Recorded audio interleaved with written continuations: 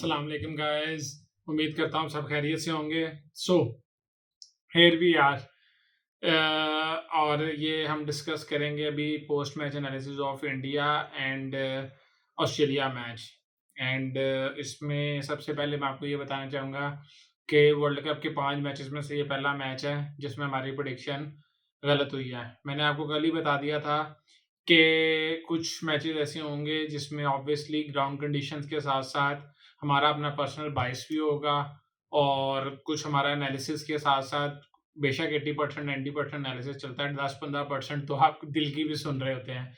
सो मेरी अपनी personal wish थी कि ये ऑस्ट्रेलिया मैच जीते और इंडिया को एक शुरू में थोड़ा-सा झटका मिले ताकि इंडियन जो हैं वो ज़्यादा बेहतर आगे खेल सकें और अच्छा एक टूर्नामेंट ओपन हो जाता।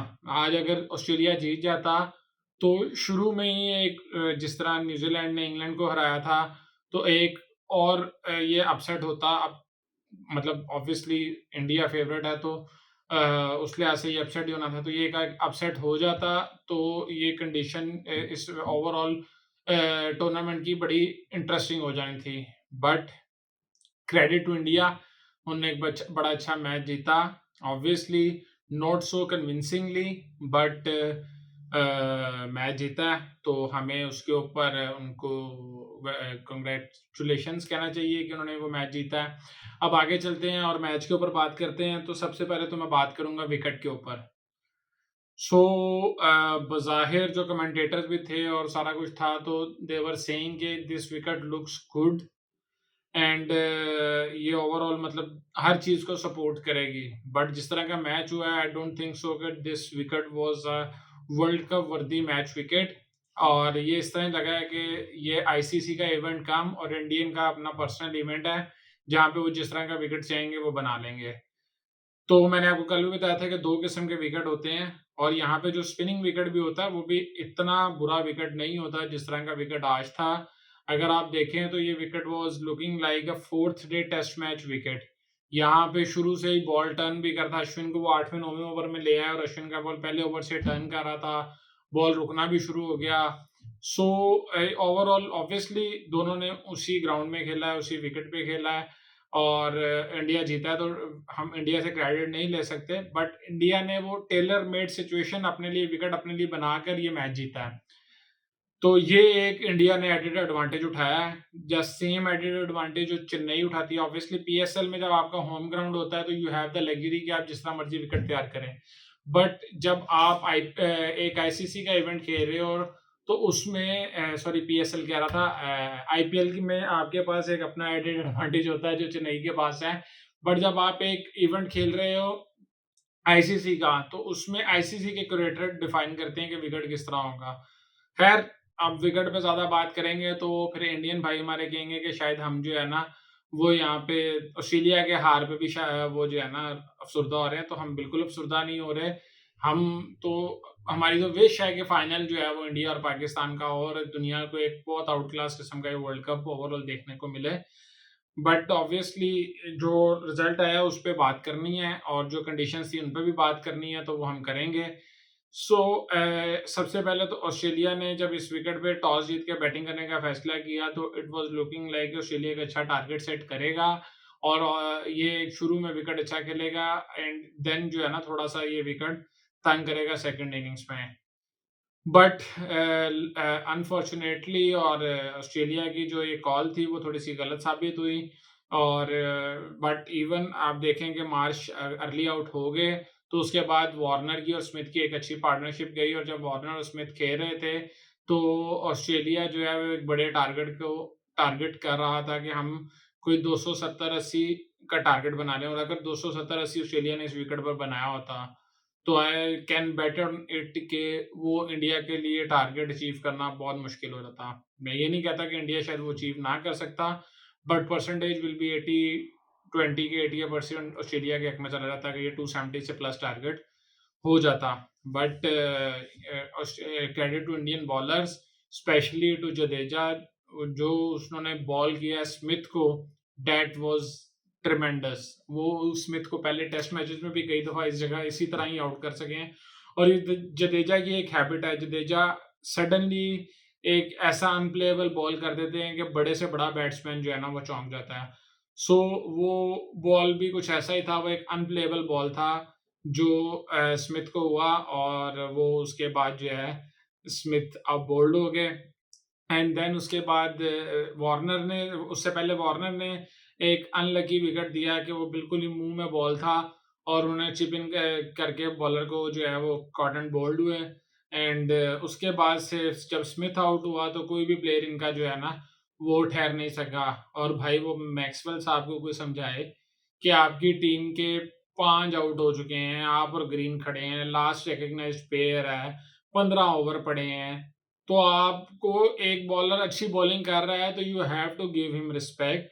आप किसी और बॉलर को टारगेट कर लें, बट आप उसी अच्छी बॉलिंग करने वाले कुलदीप को टारगेट कर रहे हैं। द रिजल्ट वाज जो था वही हुआ कि वो बोल्ड हुए। अगर मैक्सवेल पूरे ओवर खेल जाते या एंड तक रुकते तो target could have been far far different. जिस तरह कमिंस ने और स्टार्क ने नीचे से सपोर्ट किया है तो मैक्सवेल अगर थोड़ा सा खड़े रहते और सिर्फ बैट बॉल को हिट करने जाते तो मैक्सवेल के अंदर वो पोटेंशियल है कि मैक्सवेल किसी टाइम भी उस इनिंग्स का कंप्लेक्शन जो है ना वो चेंज कर सकते थे। सो ओवरऑल 199 रन किए ऑस्ट्रेलिया ने और सब बॉलर्स ने चिप इन किया। सिराज ने 1 विकेट लिया, बुमराह ने 2 आउट किए, 1 आउट पांड्या ने किया, अश्विन ने भी आउट किया, कुलदीप ने भी आउट किया, जडेजा ने भी 3 विकेट्स लिए। तो Jadeja was the star, 28 runs पे आई थिंक उन्होंने 3 आउट किए। तो he was the star from bowling side. And then here comes the batting of India. तो इंडिया को टूर्नामेंट में ये अर्ली चेक मिल गया है और वो चेक ये दिया ऑस्ट्रेलिया ने कि 2 फॉर 3 विकेट्स, 2 स्कोर पे 3 आउट।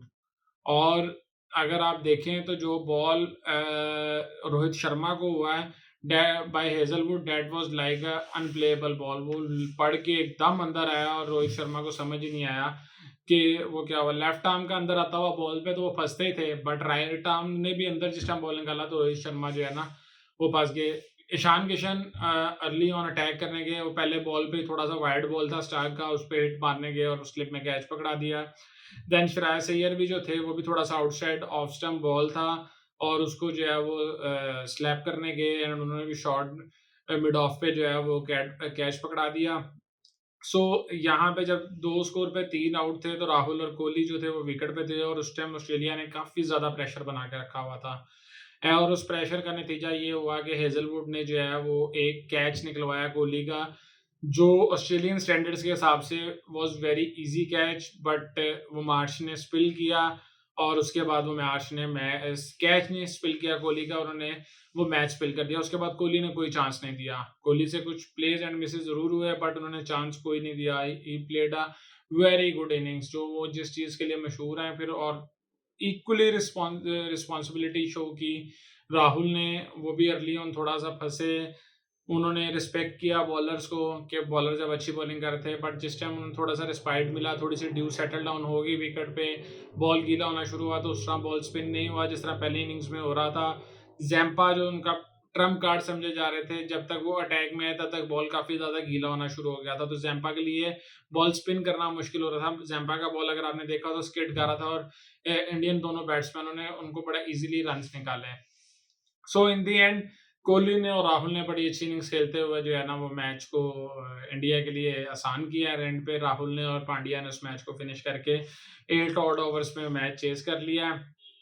एंड अब ऑस्ट्रेलिया के लिए कोई मतलब मैं ये कहूँगा कि वरिंग साइन नहीं है। एक अच्छी टीम से वो हारे हैं, बट जिस तरह की उन्होंने बॉलिंग परफॉर्मेंस की है, जिस तरह की उन्होंने 200 रन्स के ऊपर भी फाइट बैक किया है, so this is a sign for other teams के Australia is not going to be that easy to achieve a win against the team. और वो हर टीम को जो है वो लास्ट बॉल तक फाइट करेगी और उनको तंग करेगी। तो आगे ऑस्ट्रेलिया न्यूजीलैंड के जो मैच होगा, साउथ अफ्रीका के साथ होगा, पाकिस्तान के साथ होगा, इवन श्रीलंका जिस तरह खेली तो श्रीलंका के साथ जो होगा, एंड इंग्लैंड के साथ, तो ये ऑस्ट्रेलिया के अगले मैचेस जो है ना कुछ वो देखने वाले हैं और उसमें ज़रूरी जो है वो मज़ा आएगा। सो अब बात करते हैं जो सुबह मैच है हॉलैंड का और न्यूजीलैंड का। एंड ये मैच जो है इसमें अगर आप देखें तो अभी तक सबकी यही राय है कि न्यूजीलैंड ये बआसानी मैच जीत जाएगा और ये मैच भी हैदराबाद के विकेट पे है, द सेम विकेट जहाँ पे पाकिस्तान का और हॉलैंड का मैच हुआ था। सो इन द एंड पाकिस्तान फंसा ज़रूर, सब कुछ हुआ, बट इन द एंड उन्होंने मैच जो है वो बआसानी जीत लिया, कोई 80 ऑड रन से। तो आई थिंक कल सुबह जो है वो न्यूजीलैंड जो है वो मैच वो भी हॉलैंड के खिलाफ जो है बआसानी जीत लेगी और वो टीम ऐसी है जो रीसेंट परफॉर्मेंसेज उनकी चल रही हैं, वो टीम आई थिंक कन्विंसिंगली ये मैच जीतने की सलाहियत रखती है। और मैं ये कहूँगा कि अगर विलियमसन फिट नहीं है तो उनको कल के मैच के लिए जो है वो चांस नहीं लेना चाहिए। Ravindra is performing well at 3, so they should give them the him chance और इवन ऊपर विलियन को भी चांस दें। एंड अगर विलियमसन कल के मैच के बाद वापस आते हैं तो देन यू हैव ऑप्शन कि रविंद्रा से आप ओपन करवा लें और विलियमसन अपना 3 नंबर का स्पॉट ले लें। बाकी नीचे जो स्क्वाड है वो उसी तरह चले। फिटनेस के ऊपर बात है फर्गूसन की, सऊदी की, तो अभी तक सुनने में आ रहा है कि शायद फर्गूसन जो है वो कल का मैच खेल सकें। सऊदी अभी भी अनफिट हैं और वो कल का मैच नहीं खेल सकेंगे। बट और मेरा ख्याल है कि हॉलैंड के खिलाफ जो है ना इनको अपनी बॉलिंग स्ट्रेंथ थोड़ी-सी बेहतर करनी चाहिए ताकि सबको चांस मिले बॉल करने का। इंस्टेड ऑफ के 8 बैट्समैनों के जाने के 7 बैट्समैन जो हैं वो इनफ होंगे और 8वें पे Santner is a handy batsman. Uh, तो ये ओवरऑल टीम है और हॉलैंड जो है वो उसको मतलब मैं क्रेडिट दूँगा, उन्होंने जिस तरह की फाइट पाकिस्तान के खिलाफ की और आई एक्सपेक्ट कि वो कल भी क्रिकेट अच्छी खेलेंगे, बट कंडीशंस को सबको देखते हुए I am going for New Zealand win. और अब जो है सुबह मैच, उसके बाद हम उसका पोस्ट मैच एनालिसिस भी करेंगे और उसके बाद जो नेक्स्ट डे का मैच होगा उसका प्री मैच एनालिसिस भी करेंगे। वो वीडियो आपके साथ कल शेयर करेंगे। मीनवाइल तब तक के लिए हम अभी साइन ऑफ करते हैं और जाने से पहले सिर्फ आपसे ये रिक्वेस्ट है कि अगर आपने चैनल को सब्सक्राइब नहीं किया तो प्लीज़ चैनल को सब्सक्राइब कर लें और बेल का आइकन लाजमी दबाएं ऑल ऑप्शंस वाला, ताकि आपको हर वीडियो का जो है वो नोटिफिकेशन आता रहे और आप हमारे जो वीडियोज़ हैं उससे अपडेट रहें। देन इसके बाद अगर आप वीडियो को लाइक कर दें और अपने कम्युनिटी के साथ शेयर कर दें तो that will be very good for us. और हम ये आपसे रिक्वेस्ट करते हैं कि आप वीडियोस को शेयर भी करें और इवन जो आपके कमेंट्स हैं वो हमारे लिए बहुत इंपॉर्टेंट हैं। सो वी रिक्वेस्ट कि आप अपने कमेंट्स जो हैं वो दें और हम जो फर्दर इम्प्रूवमेंट अपने चैनल में ला सकते हैं वो ज़रूर लाएंगे आपके कमेंट्स के साथ। सो टिल नेक्स्ट वीडियो, अल्लाह हाफिज़।